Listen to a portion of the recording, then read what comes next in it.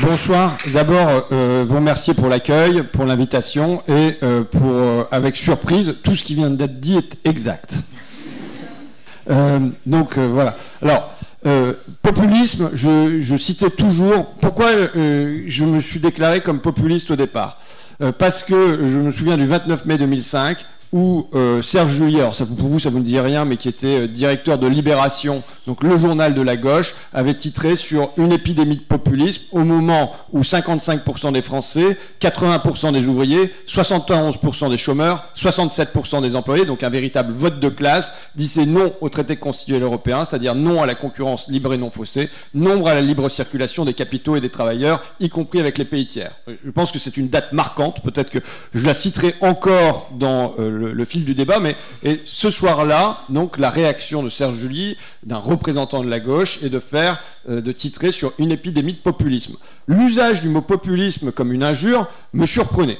Pourquoi? Parce que je suis un lecteur de Henri Calais, de Maurice Carême, de Eugène Daby. Alors ces noms vous ne disent peut-être rien, mais ce sont des romanciers qui ont tous reçu le prix du roman populiste. Ils appenaient un courant littéraire qui s'appelait le populisme, et quand j'ouvrais mon dictionnaire, le petit Robert, la définition qui en était donnée était courant littéraire s'appliquant à décrire avec réalisme la vie des gens du peuple. Courant littéraire s'appliquant à décrire avec réalisme la vie des gens du peuple. Je pense que quand on est journaliste, ce que j'étais en 2005, et ce que je me considère comme étant encore aujourd'hui, et même à l'intérieur du journalisme, je me considère comme étant reporter. Je pense que décrire avec réalisme la vie des gens du peuple, ça n'est pas une injure, c'est un objectif. Et qu'aujourd'hui, cette vie populaire, quels sont les loisirs, comment on travaille, comment on se loge, comment on se soigne, dans sa matérialité, dans sa plus grande concrétude, c'est sorti du paysage médiatique et sorti du paysage politique. Et voilà pourquoi je ne cesse pas de me réclamer du populisme. Je vais vous dire la vérité, il y a des caméras ou il n'y a pas de caméras ici? Il y a des caméras? C'est pour qui? C'est pour qui? C'est pour qui, donc? Non, je pense que... donc, je sais bien le savoir. Je pense que je le suis, je le demeure, mais que c'est un terme qui est tellement mal compris qu'il n'y a pas de profit politique à l'utiliser. Alors, je le suis pour une autre raison qui est plus politique, c'est que ça signifie quoi? Ça signifie que la démocratie, c'est du conflit. C'est du conflit organisé, du conflit verbalisé, du conflit institutionnalisé, mais ce n'est pas une société de consensus où tout le monde est d'accord et où il n'y a pas des classes qui sont en opposition.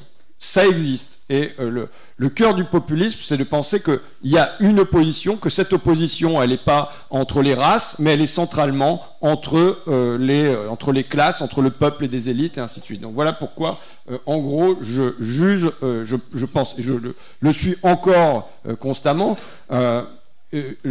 Ensuite, je suis social-démocrate. Ça, d'abord, c'est la une du Nouvel Obs. Il n'y a pas une fois dans l'entretien où je dis je suis social-démocrate. Hein.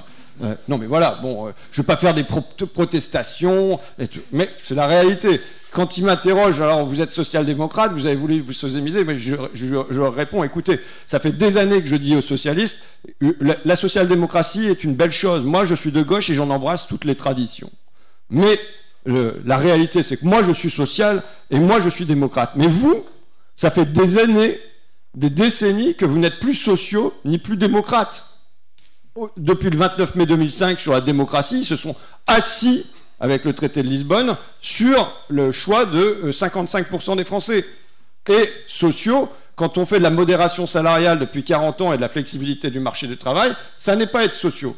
Donc moi, je considère que je suis bien plus social et démocrate que les gens qui se prétendent comme ça. Depuis toujours, je dis qu'on devrait leur arracher ce mot-là. On ne doit pas leur laisser. Social-démocrate, dans sa diversité, dans le fait que ce n'est pas un courant révolutionnaire, on peut dire tout ça. Mais c'est une belle tradition qui a porté l'état de providence. Ce ne sont pas des sociodémocrates. Enfin, on va revenir sur le nouveau parti socialiste, peut-être, mais ce ne sont pas dans l'histoire depuis 1983, depuis que Lionel Jospin en a dit « nous ouvrons une parenthèse libérale », ce ne sont pas des sociodémocrates, ils utilisent ce vocable-là pour cacher la réalité, c'est que ce sont des libéraux. Même sociolibéraux, je refuse qu'on dise sociaux d'abord. Ce sont des libéraux, c'est-à-dire qu'ils croient que c'est le marché qui va s'autoréguler, en gros. Alors moi, il y a une question de tempérament aussi dans tout ça. Au fond, j'interviens là devant une école de sciences politiques. D'abord, moi, j'ai pas fait Sciences Po, hein, donc mes concepts politiques, ils sont peut-être à prendre avec des pincettes au regard de votre enseignement. Mais je sais pourquoi je suis là. Je suis là pour transformer les conditions d'existence des gens. Je suis là pour porter un discours révolutionnaire, conceptuel, généralisateur. Je suis là pour trouver le chemin qui va permettre aux gens de mieux vivre, de se soigner, de s'éduquer, d'éduquer leurs enfants, de mieux se loger, de se nourrir comme il faut. Des trucs qui peuvent être pas très basiques, mais quand on regarde par exemple un sondage du Secours populaire qui m'a paru très très éclairant il y a une quinzaine de jours sur l'état de la population, vous avez en gros un tiers des Français, la crise aujourd'hui, ils la sentent pas passer. Et j'en suis. Je veux dire, l'inflation, moi, ça change rien à mon existence. J'ai pas de problème avec ça, ça m'empêche pas. Et vous avez un tiers des Français qui sont dans le dur. Qui ont des difficultés à payer leurs factures, qui renoncent à des activités pour leurs enfants. Un tiers des Français aujourd'hui qui, sur les quantités dans leur assiette, se restreignent. On ne parle pas seulement de la qualité, mais de la quantité. Donc voilà, moi je sais pourquoi je suis là. Donc ça veut dire que depuis, mais y compris dans le tandem qu'on formait avec Frédéric Lordon dans Nuit debout, je sais très bien le tandem qu'on formait à l'époque. J'étais déjà le modéré. Alors, j'ai un ton qui ne correspond pas forcément au fond. Mais c'est-à-dire que je suis le reporter, l'homme du concret, qui galère au milieu des auxiliaires de vie à 843 € par mois, qui se demandent comment elles vont remplir leur frigo et faire le plein de leur bagnole, qui est aux côtés des ouvriers des usines quand elles ferment les unes après les autres. Là-dedans, c'est pas l'idéal que je porte, c'est comment on pourrait arrêter cette catastrophe. Donc en fait, je suis l'homme du premier pas. Lordon, je sais très bien. Et je sais pourquoi on forme un bon tandem, parce que, quelque part, il est l'homme de l'horizon. Il porte un horizon révolutionnaire. Moi, j'ai toujours dit, je reprenais la formule de Jaurès, alors ça peut paraître antinomique, ça peut paraître un oxymore, je suis un réformiste révolutionnaire. C'était Jaurès qui disait ça. Mais ça veut dire quoi, réformiste révolutionnaire? Ça veut dire que l'horizon, pour les gens, aujourd'hui, nous avons un peuple qui est en convalescence démocratique, sociale, politique. Il ne va pas bien. Si vous lui dites, regardez, vous allez battre le record du saut en longueur et on va faire la révolution et on va arriver à un monde merveilleux, personne n'y croit. En revanche, si vous lui dites, bon voilà, on va faire un premier pas. On va faire que pour que les travailleurs de la seconde ligne, ils soient correctement rémunérés, qu'ils aient au moins le SMIC, le salaire minimum. Bon, je pense que si vous dites ça, vous pouvez être entendu. Et ça, c'est le réformisme révolutionnaire dont parlait Jaurès. C'est-à-dire, on met en place des réformes, c'est un autre mot, je suis linguiste moi de formation, donc c'est un autre mot, réforme, qui nous ont piqué. C'est-à-dire que réforme dans les années 70, c'était un mot de gauche. C'était les syndicats qui parlaient de réforme, c'était le Parti socialiste, le Parti communiste qui parlaient de réforme, et quand on entendait réforme, on entendait du progrès social. Et ils dénonçaient les projets de la droite comme étant des contre-réformes. J'ai étudié le langage syndical et politique des années 70. Et aujourd'hui, les libéraux, ils ont réussi à renverser ça, à faire que le mot réforme devienne une insulte, qu'on sache d'avance qu'on va aller plus profondément dans le tunnel. Mais non, je pense que la réforme est un mot positif. Donc le réformisme révolutionnaire, c'est quoi? C'est se dire, voilà le premier pas qu'on peut faire, et ce premier pas, si on arrive à embarquer les gens dans ce premier pas, ils vont se dire que peut-être qu'il y a moyen d'en faire un deuxième. Et à un moment, on peut relever le nez avec eux vers l'horizon. Mais je pense que si on leur dit d'avance, maintenant, on va aller vers cet horizon-là, c'est quelque chose qui paraît impensable. Après, il y a une conception de l'histoire même. Ça y est, je peux continuer ou vous reprenez le micro parce que... Il y a une conception de l'histoire. C'est-à-dire que, est-ce qu'on pense que l'histoire se fait parce qu'une avant-garde sait vers où il faut aller? Et voilà... comment ça va marcher? Je ne crois pas. Moi, je crois que l'histoire, elle se fait en avançant dans le brouillard, en avançant dans des incertitudes. Et que les gens qui ont fait, ce qui pourrait être pour moi le plus grand moment de notre histoire à nous, qui ont fait la Révolution française de 1789, en fait, ils l'ont fait sans savoir qu'ils le faisaient. Au début, il n'y a personne qui parlait de république, c'était pas ça. On avait un problème fiscal à régler, et puis il y avait une classe qui commençait à avoir des moyens et qui se disait, mais nous, on aimerait bien avoir un peu de pouvoir aussi. Et puis, la Révolution française s'est faite dans ce brouillard-là, et non pas parce qu'on l'avait déterminé à l'avance que ça serait le chemin qu'on emprunterait. Donc, vous voyez, donc voilà, il y a aussi une conception de l'histoire. Ça répond à votre question ou pas? Très bien. Bon. On va commencer avec une question introductive. Vous abordez fréquemment la problématique de reconquête de l'électorat populaire, qui aujourd'hui se reconnaîtrait plus dans des thématiques abordées par l'extrême droite. Alors ma question est simple, comment concevez-vous cette reconquête? Comment intégrer des demandes sociales qui sont essentielles aux classes populaires sans tomber dans les extrêmes? D'abord, voir d'où vient ce divorce. Je reprends mon truc d'histoire d'ailleurs de 1789, pourquoi pas. 1789, c'est quoi? C'est la jonction qui se fait toujours avec de la friction, qui se fait avec de la contradiction, d'une bourgeoisie éclairée qui représente le tiers-état à l'Assemblée nationale, mais en gros, c'est quoi? C'est des propriétaires terriens et des avocats, et du peuple dehors, à la fois le peuple des villes qui fait le 14 juillet et le peuple des campagnes qui fait la Grande Peur. Et c'est tout ça qui fait la Révolution française. Et si on n'a pas ces trois trucs-là, ça bouge pas. Et je pense que dans notre histoire, les grands moments de progrès dans notre histoire, si on prend le Front populaire, c'est les intellos qui disent non au fascisme et c'est les ouvriers qui veulent les 40 heures et les congés payés. L'originalité du mai 68 français, c'est que c'est un mai 68 étudiant et un mai 68 ouvrier. Le mai 81, c'est quoi? C'est 74% des ouvriers qui votent pour François Mitterrand au premier tour de la présidentielle et quasiment tous les profs. Bon, voilà. En gros. Qu'il faut qu'on retrouve le chemin qui permette cette alliance de classe qui aujourd'hui est traversée par deux divorces. Il y a un premier divorce qui est le divorce entre les classes populaires et les classes intermédiaires. Bon, alors, qui date pour moi du début des années 80. La mondialisation est le fait marquant qui va tracer comme un fil à couper le beurre entre les vainqueurs et les vaincus. Qu'est-ce qui se passe à partir de... Alors, moi, je suis né en 1975, comme ça a été dit dans ma biographie, 1975, c'est le pic de la production textile en Picardie. Jamais on n'a produit autant. 1985, 10 années plus tard, tout est liquidé carrément, quasiment. Alors que c'est quelque chose qui existe depuis des siècles. Les cathédrales de Picardie se sont construites sur la prospérité du textile dans la région déjà au Moyen-Âge. Et là, en 10 ans, on a tous abordé. Pourquoi? Parce qu'on a signé entre-temps un truc qui s'appelle les accords multifibres et qui a permis, en fait, le patronat à ce moment-là, il y a Henri Krasuki qui était le leader de la CGT, il dit au début des années 80, la peur a changé de camp. Qu'est-ce qui se passait jusque-là, y compris dans mon coin? C'est qu'on avait un patronat qui était sur le reculoir, il y avait des grèves, y compris menées par une CFDT qui était plus à gauche que la CGT, il y avait du mouvement social, il y avait des salaires qui augmentaient, il y avait tout ça qui était en œuvre. Et donc, on avait un salariat qui se sentait le vent en poupe. Par la mondialisation, ça a permis au patronat d'exercer une pression énorme et de faire changer la peur de camp. Et en 10 ans, on a quasiment tout le textile de Picardie qui part dans les pays du Maghreb, qui ensuite partira à Madagascar, qui ensuite partira en Inde et en Chine. Avec des conséquences sociales qui sont évidentes. Des conséquences sur le chômage. Hein, le taux de chômage des ouvriers qui était quasiment comme celui des cadres dans les années 70 et qui était très faible, il va être multiplié par 4 en 10 ans.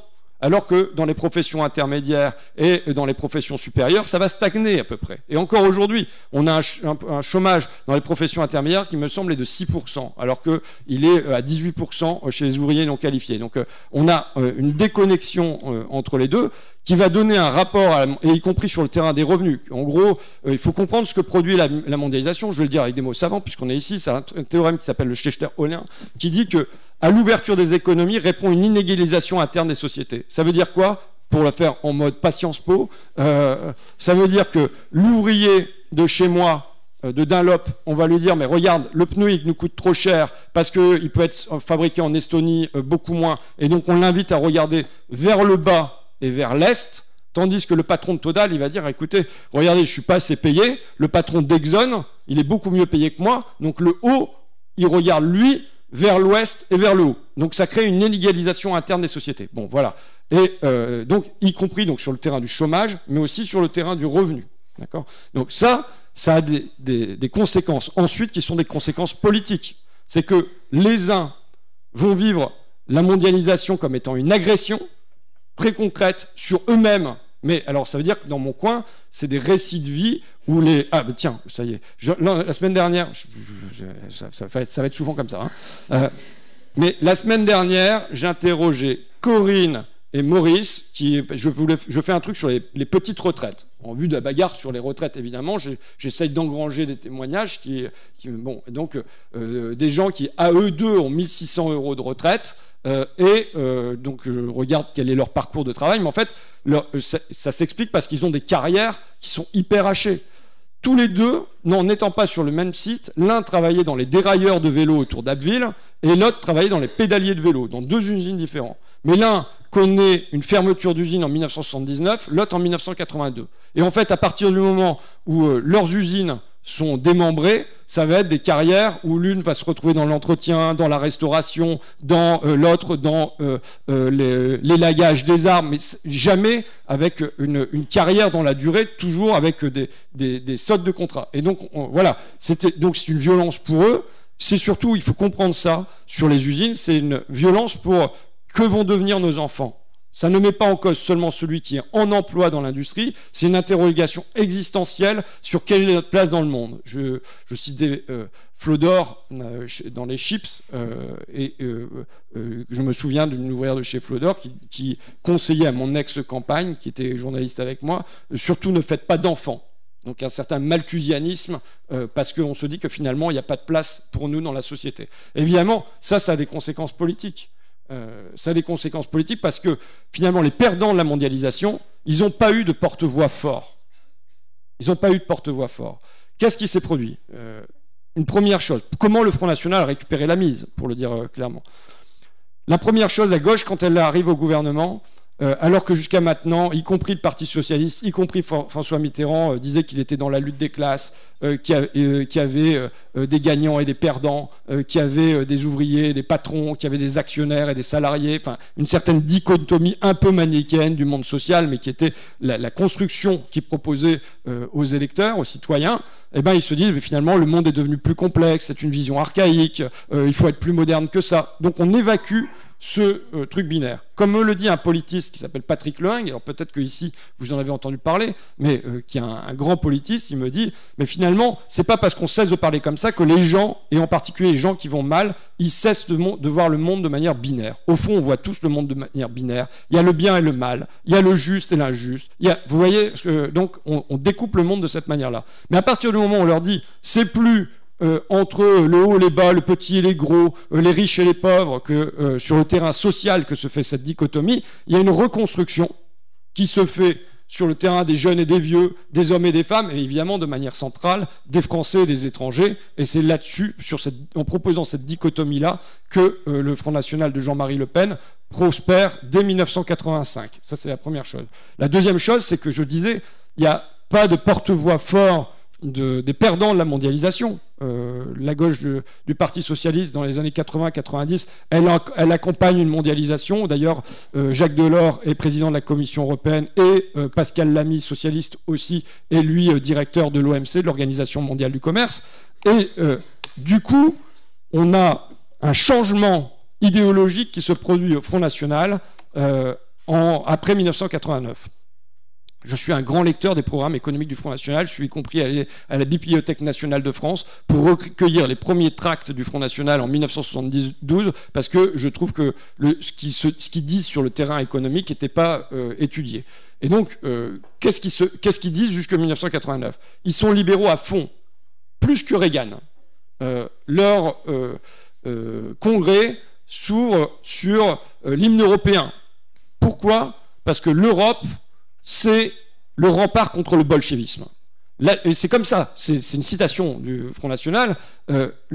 L'adversaire principal, c'est l'Union soviétique, et donc l'Europe est un rempart contre ça. chute du mur de Berlin, fin de l'Union soviétique. Ça permet au Front National d'avoir un basculement et de se mettre à dénoncer les importations sauvages et cette économie dérégulée, ainsi de suite, ce qu'ils font dès le traité de Maastricht de 1992. Et finalement, dès ce moment-là, ils préemptent un discours protectionniste, que je me revendique protectionniste aussi, et ils préemptent un discours protectionniste de régulation, de dire qu'on ne doit pas laisser entrer toutes les marchandises sur le territoire français. Et finalement, ils deviennent la voix des ouvriers qui vont pas bien et qui se disent il faudrait des taxes frontières, il faudrait des barrières douanières, il faudrait des quotas d'importation. Donc ça, c'est les deux premiers temps, je le redis, posés comme division de la société, les Français et les immigrés. Deuxième temps, être sur les questions de protectionnisme. Et vient le troisième temps, qui est en gros, à partir de Marine Le Pen 2012, où elle va se faire élire à Hénin-Beaumont, et aujourd'hui, qui est de poser la question de l'assistanat, et de dire que, donc, au sein même des classes populaires, il y en a qui payent pour les autres. Et donc, voilà le troisième temps dans lequel nous sommes. Donc, c'est ça qu'il s'agit de contrer. Comment on fait pour contrer ça? D'abord, comprendre le divorce qui s'est installé entre la gauche et les classes populaires. C'est évident, c'est le premier chemin. Ensuite, deuxième chemin, reposer comme étant comme fracture centrale le haut et le bas, enfin se dire que voilà, on est ça paraît très basique, mais vous savez, Dominique Seux, il n'hésite pas à répéter tous les matins que sa doxa, donc nous aussi on doit répéter notre doxa tous les matins, que pendant la crise Covid, les milliardaires français ont enregistré 300 milliards d'euros, ont augmenté de 300 milliards d'euros. Qu'est-ce que ça veut dire? Il n'y a plus personne pour qui 300 milliards d'euros, ça veut dire quelque chose. Hein. Le PIB, je crois que le PIB de la région Rhône-Alpes, vérifié, il doit être de 272 milliards d'euros. Est-ce que quelqu'un peut vérifier et me donner le PIB de la région Rhône-Alpes? Comme ça, je bois un coup.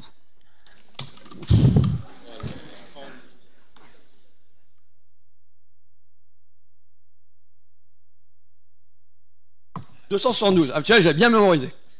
Le PIB de la région Rhône-Alpes est de 272 milliards d'euros. Donc, il faut imaginer que ce qu'ont gagné les milliardaires pendant la crise Covid, d'accord, pendant un temps qui aurait dû être celui du partage, des milliardaires français, c'est le travail de toute la région Rhône-Alpes. Des gens qui sont à l'hôpital, des gendarmes, des architectes, des petits commerçants, des ouvriers, des employés de bureau, de LDLC, là où je me trouvais ce matin pour rencontrer le patron qui a mis en place la semaine des 4 jours. Enfin, donc entre eux, elle est immense votre région quand même, il y a maintenant l'Auvergne à l'intérieur, donc Clermont-Ferrand, les gars de chez Michelin de Clermont-Ferrand, les décolteurs de la vallée de l'Arve, tout ça, il faut imaginer que cette immense région aurait travaillé pendant 1 an pour enrichir les milliardaires français en temps de crise. Bon, moi j'ai fait ma campagne sur un truc simple, hein, c'est est-ce que vous pouvez compter, je vais vous le faire, est-ce que vous pouvez compter avec moi jusque 3? 1, 3. C'est bien, vous êtes joueur. Pas autant qu'en Picardie, mais vous êtes joueur quand même. Pendant ces 3 secondes, Jeff Bezos, donc le patron d'Amazon, a engrangé 10 000 euros supplémentaires. D'accord? En 3 secondes.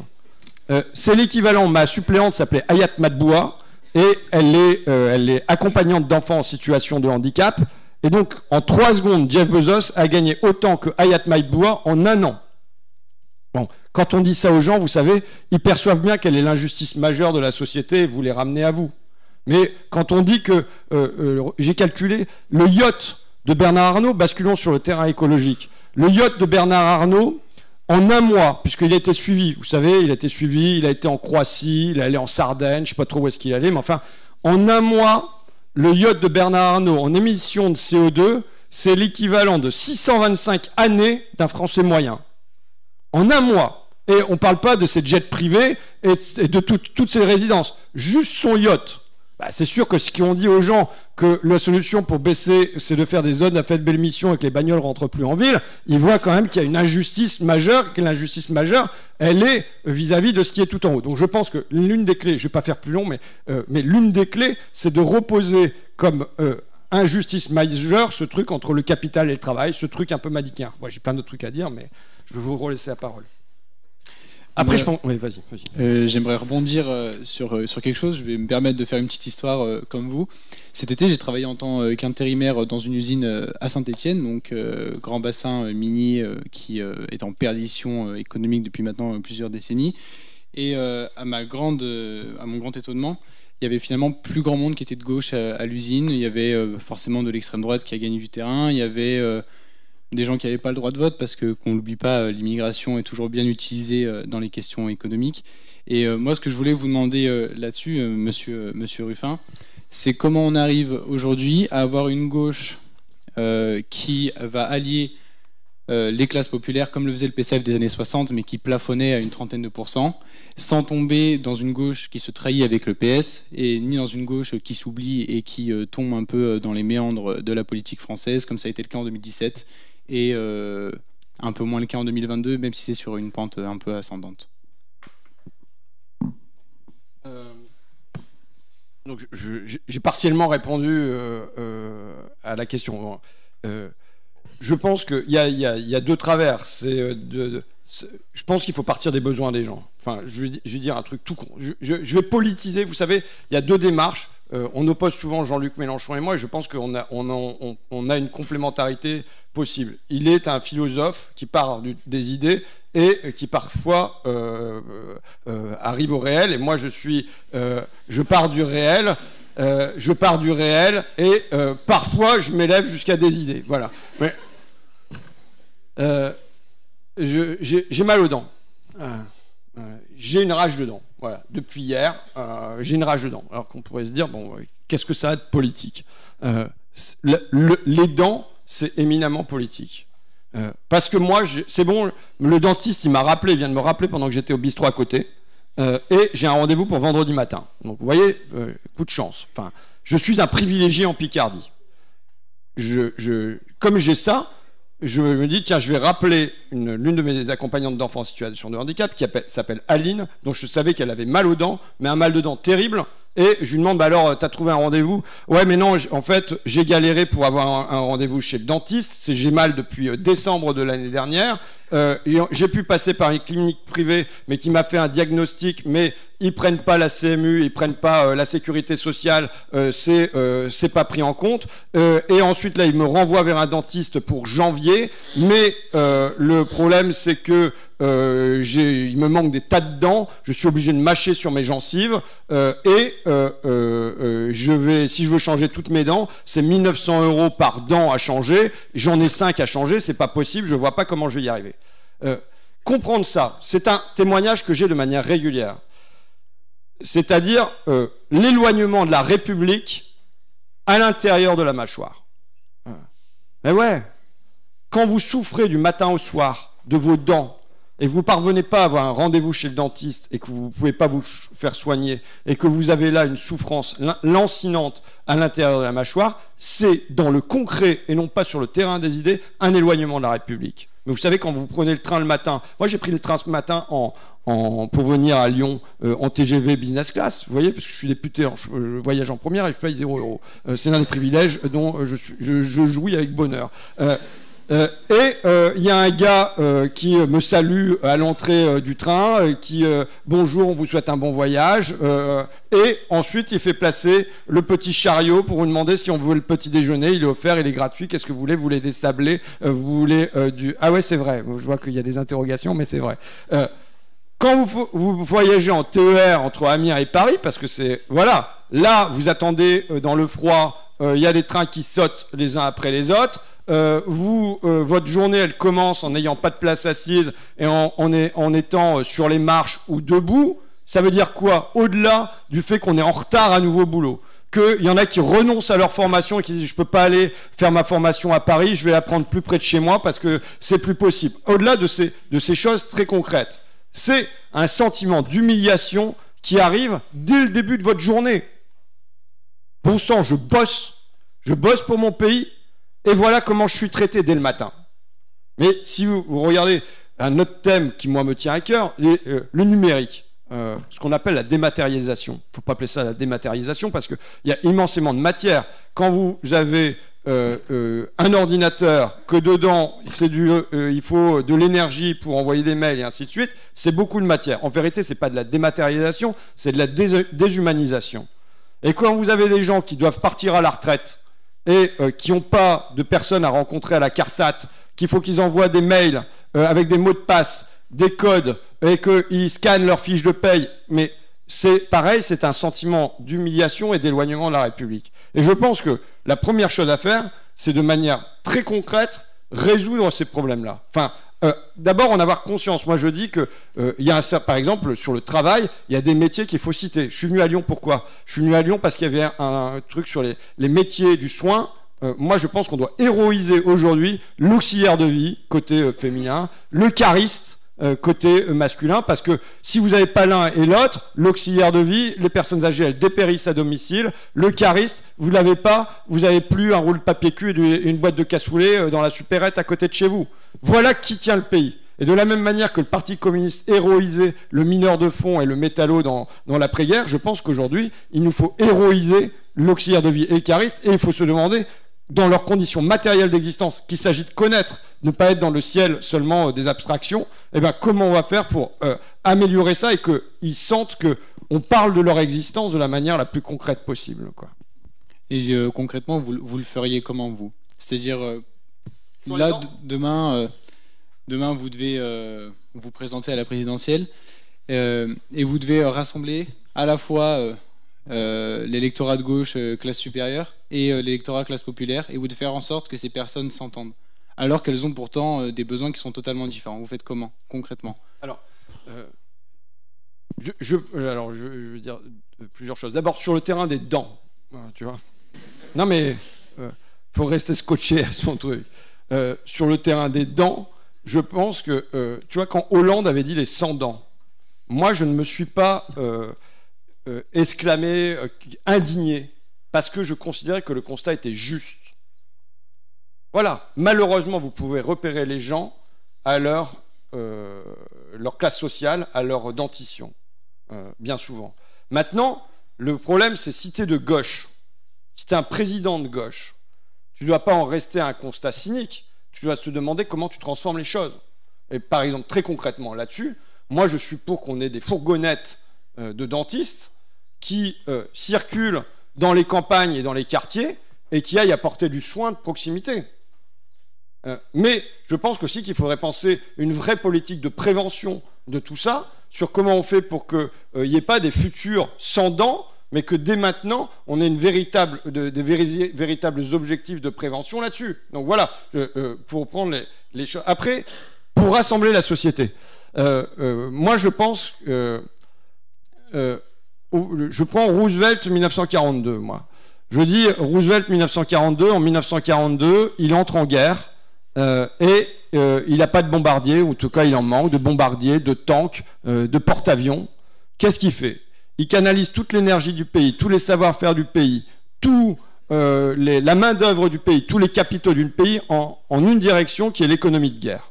Je pense que de la même manière, aujourd'hui, on a un immense défi à affronter et qu'on devrait canaliser toutes les énergies du pays, tous les savoir-faire, toute la main-d'œuvre, tous les capitaux en une direction qui est l'économie de guerre climatique. Et je pense que ce défi-là est un défi qui doit rassembler la société.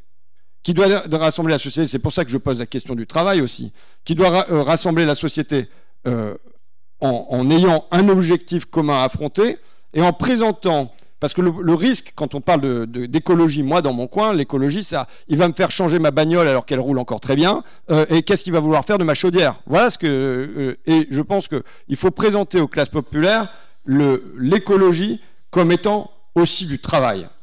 L'écologie réclame, si on veut une véritable transformation écologique de la société, c'est beaucoup de travail. C'est du travail parce que si vous voulez avoir une agriculture avec moins d'intrants, il y a un paquet de personnes qui vont avoir mal au dos à la fin de la journée. Si vous voulez faire de la rénovation thermique des bâtiments, c'est pareil. Si vous voulez, moi je pense que l'un des grands glissements qu'on doit avoir sur la question du progrès, c'est est-ce que le progrès c'est juste des avancées technologiques? Est-ce que le progrès c'est le iPhone 18 avec la 6G connectée au frigo et qui prévient Carrefour Market quand il n'y a plus d'olives à l'intérieur? Et c'est le progrès que nous vend la Startup Nation, quoi, la confusion entre progrès et avancées technologiques. Ou bien est-ce qu'on pense que le progrès, pour moi le progrès demain, c'est la qualité des relations, des soins, de l'accompagnement qu'on peut avoir avec nos personnes âgées, nos enfants, nos malades. Là, c'est un progrès qui est donc dématérialisé. Il y a beaucoup moins de matière à l'intérieur, mais dans lequel il y a beaucoup de travail. Donc je pense qu'en posant le fait que affronter le grand défi climatique et l'horizon de notre temps, et qu'en même temps, ce défi, il réclame du travail et des métiers populaires, pas seulement des métiers d'ingénieurs surqualifiés, il y a un chemin pour que les classes supérieures qui sont en théorie sensibles aux questions climatiques, aux enjeux environnementaux. Je dis en théorie parce que les émissions des classes supérieures sont au moins 3 fois supérieures aux émissions des classes populaires, hein, dans la réalité, dans la pratique des choses. Mais enfin, sur le plan intellectuel, les classes supérieures sont plus sensibles supposément aux enjeux environnementaux. Donc là, poser ça comme horizon qui peut faire que les classes supérieures acceptent un certain nombre de sacrifices sur leur mode de vie, mais qu'en revanche, on présente aux classes populaires le fait que ce grand défi climatique réclame une masse de travail et que du coup, elles puissent le vivre comme un horizon désirable, quoi. On va changer un petit peu de thème. Vous avez récemment abordé dans une tribune le tabou que représente l'insécurité pour la gauche. En effet, l'insécurité est un thème favori de l'extrême droite, mais beaucoup moins abordé à gauche. Donc ma question est simple. Qu'est-ce que vous pensez de la problématique sécuritaire en France et quelle réponse vous y voyez? Une réponse sociale ou une réponse plus ferme? D'abord, j'ai pas fait de tribune à ce sujet. Je me permets.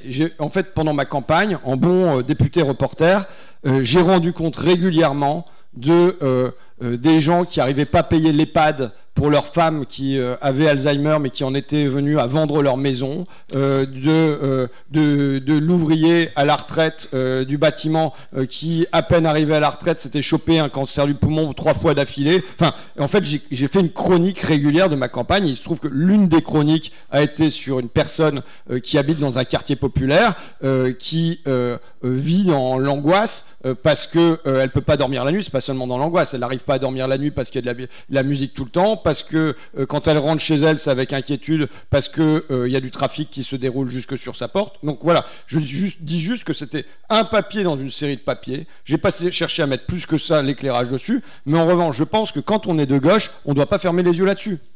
Je dis simplement au milieu du reste. Et pour moi, en ne centralisant pas sur cette question-là, mais il se trouve que moi, j'habite dans un quartier qui n'est pas du tout un quartier bourge, mais qui n'est pas avec des barres de HLM où il y a ce genre de difficultés. Sachant qu'il y a des quartiers avec des barres de HLM où il n'y a pas ce genre de difficultés. Mais j'ai la chance de ne pas avoir ça.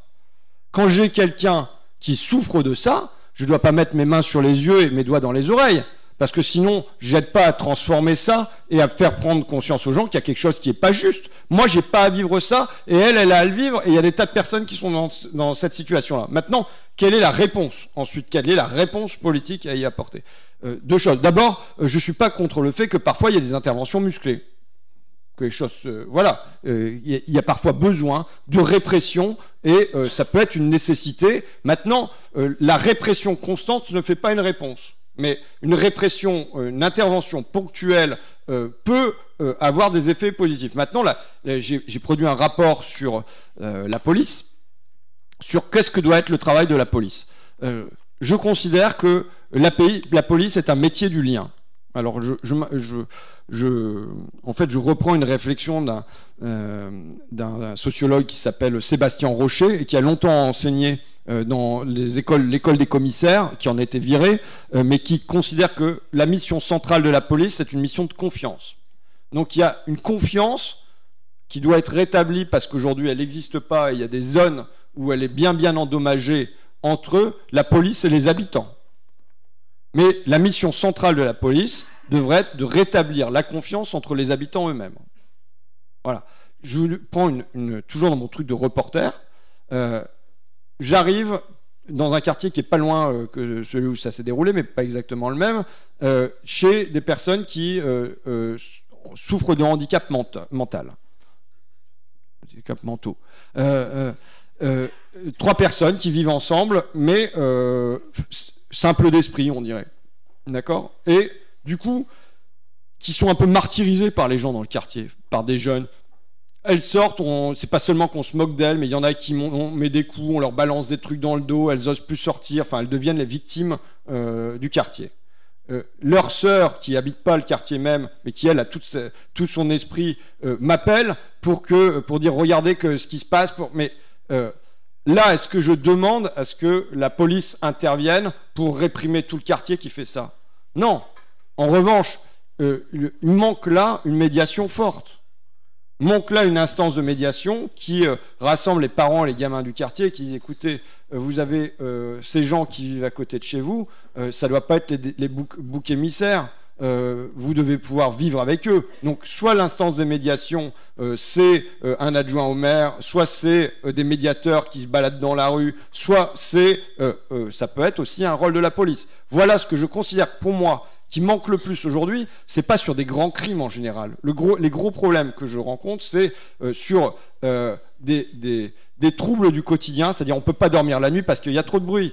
Et on n'ose pas aller le dire directement aux voisins parce que sinon ça va s'embrouiller, ça va partir en sucette. Et donc à partir de ce moment-là, c'est quel est le médiateur qui est là pour servir à rétablir du lien entre les habitants. Donc voilà ce que je considère qui est le problème central, non pas de l'insécurité, ou on peut appeler ça de l'incivilité, mais enfin d'une difficulté à vivre ensemble aujourd'hui. Et je trouve qu'il manque d'une instance de médiation, et je pense que la police devrait être ce truc de médiation. Sachant que quand on lit Sébastien Rocher, on voit très bien que la police française n'est pas aujourd'hui formée à ça.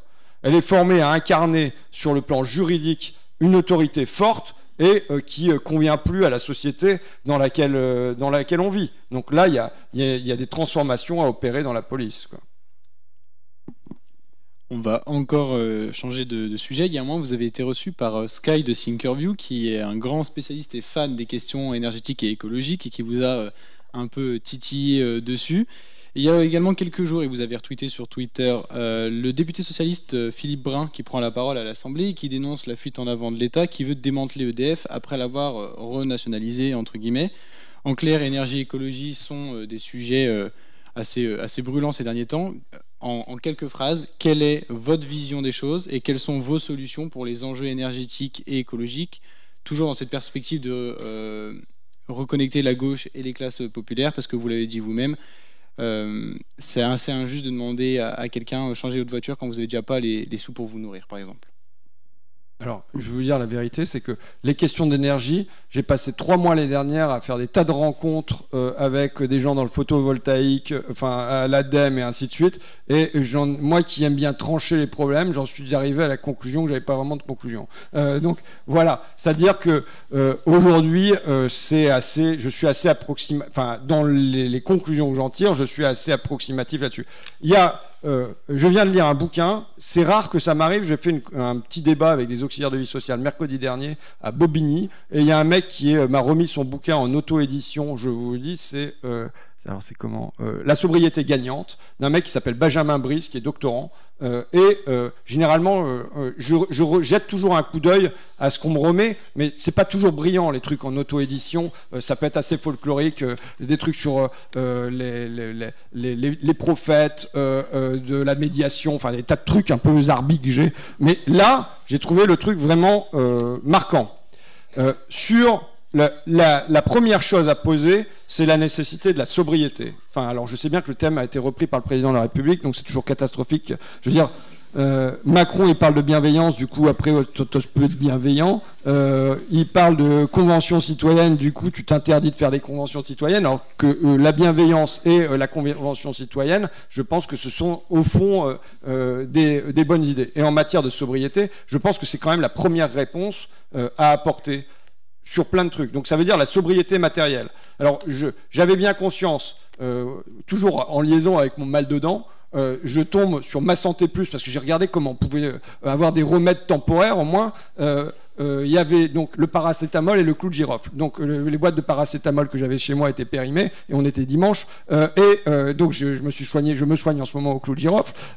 Mais je vois aussi qu'on est en pénurie de paracétamol en France. Je veux dire que le ministère de la Santé donne comme ordre aux médecins de prescrire moins de paracétamol, de le prescrire qu'en cas de besoin, et même de conseiller, c'est quand même du bricolage, de conseiller aux patients, non pas de prendre du paracétamol toutes les 4 heures, mais toutes les 6 heures. Non, mais vous imaginez, on est en France en 2022 sur un truc qui s'appelle le paracétamol, qu'on connaît depuis quand même des décennies, et le conseil du ministère de la Santé, c'est de dire aux médecins, à la place que votre patient prenne un cachet toutes les 4 heures, qu'il le prenne tous les 6 heures. Je trouve que c'est absolument délirant. Je poste ça comme ça parce que auparavant, 80% des principes actifs des médicaments étaient produits en France, il y a 15 ans. D'accord ? C'est la même histoire que sur le textile. Hein. Aujourd'hui, c'est 80% des principes actifs qui sont produits en Inde et en Chine. Donc, pour moi, je pose de manière centrale, quand je parle de relocalisation, je pose de manière centrale à la relocalisation du médicament. Ça fait le lien avec la question de sobriété. Parce que ce qui montre, c'est que la désindustrialisation de la France, elle a des conséquences qui sont évidemment des conséquences sociales. Ça a des conséquences, le fait d'être plus sobre, c'est une nécessité aussi sur le terrain écologique, d'être plus sobre. Mais il le montre, c'est aussi sur notre déficit commercial, sur l'indépendance du pays. Aujourd'hui, je pense que vraiment la première question qui a à se poser, c'est comment on fait pour économiser de l'énergie. Alors, je pars sur mon truc de rénovation thermique des bâtiments. Je pense que c'est une question clé. Quand j'interroge, quand j'ai Enedis qui passe chez moi et qui m'explique qu'il va y avoir des fils de 20 000 volts, qu'il va falloir installer des nouveaux fils de 20 000 volts, je leur demande, bon d'accord, mais niveau économie d'énergie, qu'est-ce que vous pensez qu'il faudrait faire? Le premier truc qu'ils répondent, c'est logement. Tout le monde répond logement. Ça fait 5 ans que moi, à l'Assemblée nationale, je me bagarre pour dire il faut faire la rénovation thermique des bâtiments. Pourquoi? Parce que c'est du gagnant, gagnant, gagnant, gagnant. Et maintenant, je vais rajouter même encore un gagnant. Mais c'est gagnant pour les factures des gens, c'est gagnant pour leur santé, parce que c'est montré que ça coûte 10 milliards d'euros par an, le fait que les bâtiments, en frais de santé, vous savez, le bâtiment il est humide, vous chopez des trucs aux bronches, notamment les gamins, donc c'est des coûts supplémentaires, ça vient d'être démontré par l'ADEME. Ensuite, c'est gagnant pour l'emploi, parce que ce sont des emplois locaux. C'est gagnant évidemment pour la planète et c'est gagnant pour l'indépendance du pays puisqu'on aurait moins à importer depuis la Russie par exemple. Bon, donc c'est vraiment un truc qui est gagnant et pourtant on n'investit pas aujourd'hui dans ce secteur-là. L'an dernier, on a eu 2500 passoires thermiques en moins. Il y en a 5 millions dans le pays. Ça veut dire qu'à ce rythme-là, il faut imaginer qu'il nous faut 2000 ans, l'équivalent d'entre Jésus-Christ et aujourd'hui, pour venir à bout des passoires thermiques. C'est dire qu'on n'est pas du tout dans ce qu'il faut. Et donc, ça veut dire qu'on doit se demander comment on multiplie. Là, ils ont augmenté de, je crois, 15%. Le truc MaPrimeRénov'. Mais c'est pas augmenté de 15%. On se demande comment on multiplie par 10, comment on multiplie par 100.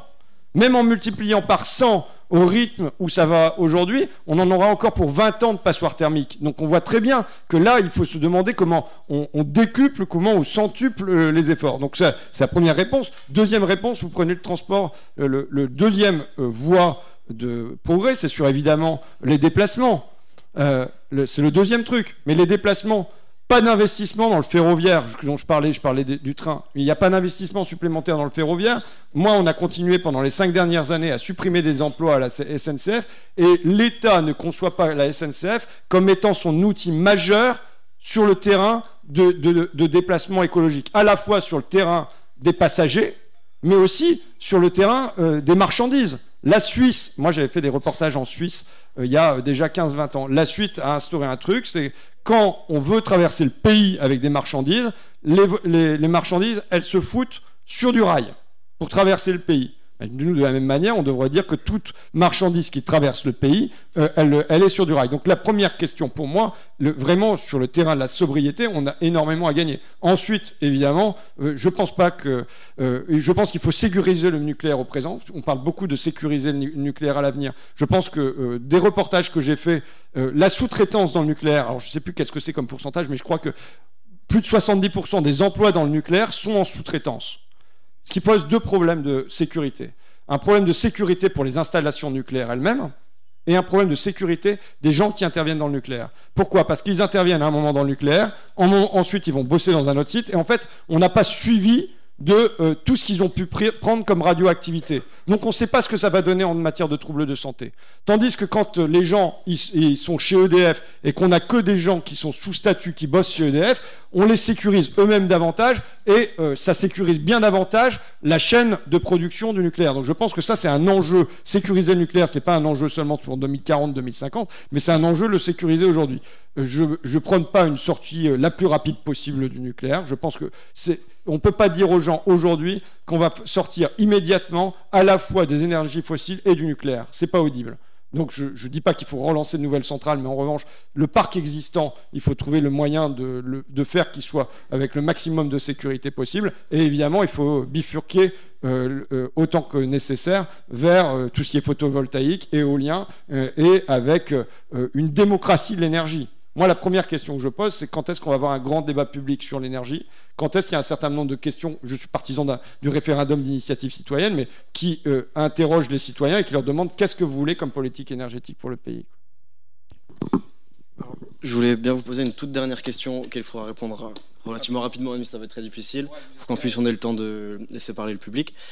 Alors, je voulais vous demander, en 2017, les deux partis dits populistes, à savoir le Front National et la France Insoumise, se prononçaient plus ou moins en faveur d'une sortie claire et directe de l'Union européenne, avec des objectifs et des modalités différentes. Aujourd'hui, vous revendiquez du protectionnisme, cependant, le protectionnisme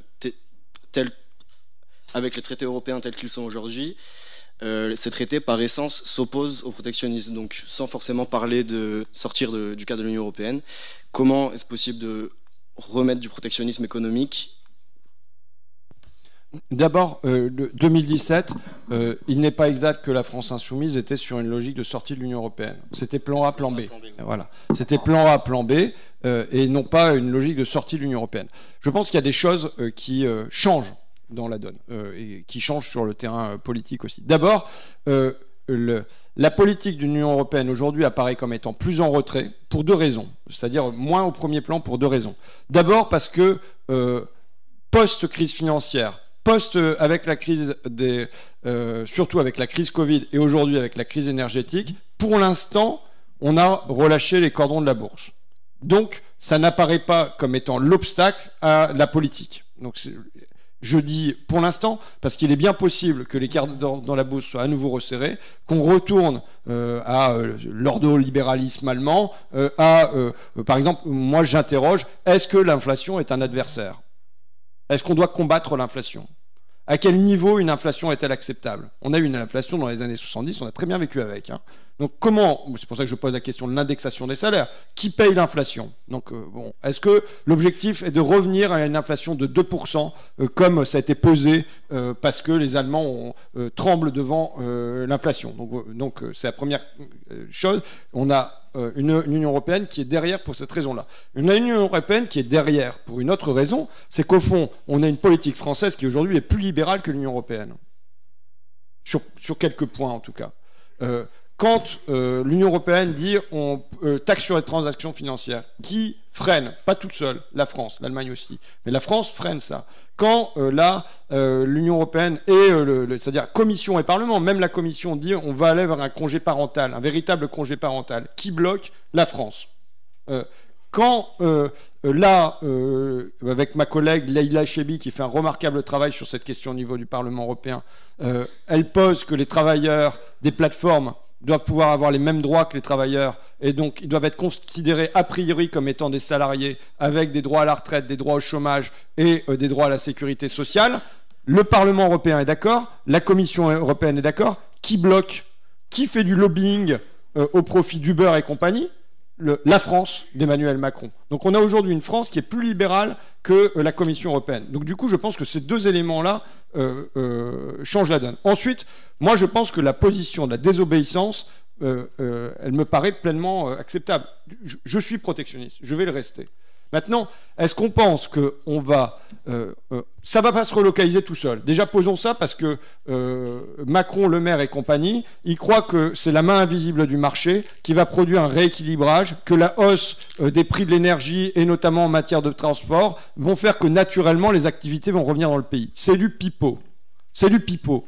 Il y aura 2 sucettes qui vont revenir et le reste va rester à l'autre bout du monde. Si la main-d'œuvre il reste en moins cher, il n'y a pas de normes environnementales à l'autre bout de la planète. Donc si jamais on veut que ça relocalise ici, il y faut une volonté politique. Ça y est, mais ça, du coup ça va pas être court. Prenez le masque, qui est le symbole de la crise Covid.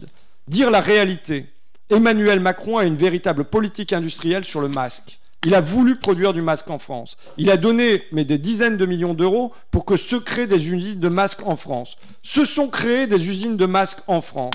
Mais comme il n'y a pas eu de politique commerciale allié à la politique industrielle, qu'est-ce qui s'est passé? J'ai rencontré des tas de patrons de masques, de la Fédération française du masque, je suis allé visiter l'usine du patron. Et là, ils avaient remis les machines exprès pour moi. En me disant, normalement, on ne produit pas, mais bon, on voulait vous les faire tourner pour vous. Bah, comment ça se fait que vous ne produisez pas? Bah non, parce que, de toute façon, tous les masques qui sont dans les supermarchés, mais y compris la commande publique, c'est au moins cher. Et on n'est pas capable d'être moins cher que les masques chinois. Donc, si vous n'avez pas une politique commerciale en liaison avec la politique industrielle que vous voulez, vous êtes mort. Maintenant, est-ce que je dis qu'on va s'en sortir en remontant tous les tarifs douaniers de 2% à 20%? Non. Il y a 10 000 lignes tarifaires à l'OMC. Il s'agit de se demander quels sont les produits qui nous apparaissent comme étant les produits clés. On ne va pas remonter tout. Qu'est-ce qu'on veut relocaliser pour de bon? Et moi, je dis aujourd'hui, il faut commencer par un truc. Il faut commencer par un truc dans lequel on embarque l'opinion publique, qu'elle se dise oui, c'est du bon sens, il a bien raison. Vous savez, il y a plein de trucs qu'on doit faire en étant de gauche aujourd'hui, où il suffit de reprendre du Macron pendant la crise Covid, puisqu'il a eu son épiphanie qui malheureusement a vite disparu. Mais quand il dit déléguer notre protection, notre alimentation à d'autres est une folie. Ben, je pense que se dire que le médicament, on doit avoir la possibilité d'être protégé, y compris s'il y a la rupture des chaînes logistiques à l'échelle internationale, on doit avoir la possibilité de se soigner. Si on dit ça aux Français, je pense qu'il n'y aura pas de problème. On va les embarquer très très massivement avec nous. Et si l'Union européenne dit non, non, vous ne pouvez pas faire ça parce qu'on dit qu'il y a des quotas d'importation pour faire renaître l'industrie du paracétamol dans le coin, eh ben on pose un référendum, on demande aux Français est-ce que vous êtes d'accord pour qu'on relocalise le paracétamol? Une fois qu'on a 80% des Français qui ont dit oui, oui, évidemment, ça nous paraît une évidence, vous construisez un rapport de force avec la Commission européenne et qui vous dit bon, bah d'accord, et une fois que vous avez ouvert la brèche là-dessus, bah, si demain on estime que c'est nécessaire aussi sur le masque, une fois que la brèche est ouverte, on peut s'engager à l'intérieur. Je veux dire que par ailleurs, pour moi, je ne me vis pas comme la France, je suis pour la souveraineté nationale, que les choses soient claires. Je pense que, en tout cas pour la souveraineté populaire, c'est le peuple qui décide, c'est pas quelqu'un d'autre. Bon, mais je ne me vis pas la France comme étant un îlot isolé, mais comme étant une force d'entraînement. Quand Hollande a été élu, mon regret en matière de politique internationale, mais c'est pas comme si je m'attendais à grand chose non plus. Mais Hollande élu, la première chose qu'il doit faire pour moi, c'est faire une tournée des capitales de l'Europe du Sud. Il doit aller à Lisbonne, il doit aller à Madrid, il doit aller à Rome, il doit aller à Athènes. Et y compris si ce sont des gouvernements de droite. Il doit aller stimuler les opinions publiques et rencontrer les gouvernements. Il doit aller construire une Europe du Sud en souffrance et aller ensuite à Francfort ou à Berlin ou à Bruxelles, mais discuter en étant le leader de cette Europe du Sud-là. Il n'a pas eu cette volonté d'entraînement, il s'est posé en face à face tout seul comme le mauvais élève qui vient rendre sa copie à Angela Merkel. Mais non, donc je pense, moi je suis convaincu qu'il y a un chemin qui n'est pas dans le oui, on sort, on rentre, on n'y est plus, mais qui est à la fois dans des possibilités d'évolution et de la force d'entraînement de pays qui sont aujourd'hui en souffrance et qui risquent de l'être encore bien davantage demain.